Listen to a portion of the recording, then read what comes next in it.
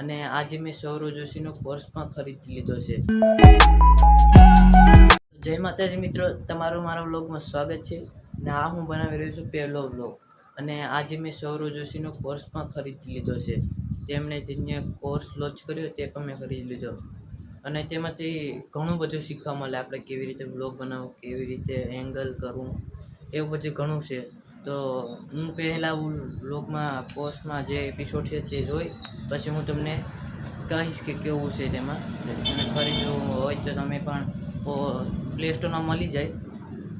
અને આજે હું મારું ઘરનું બધી બતાડીશ ને મારું નામ ને શું છે તે બધી કહીશ, ને હું ક્યાંથી છું.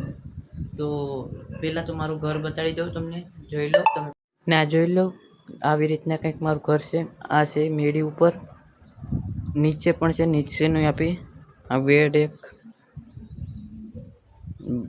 જોઈ લો ઓસરી,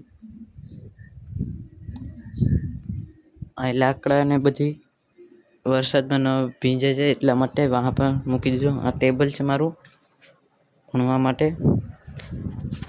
અને હું ગુજરાત રાજ્યમાંથી ગીર સોમનાથ જિલ્લામાંથી રહું છું.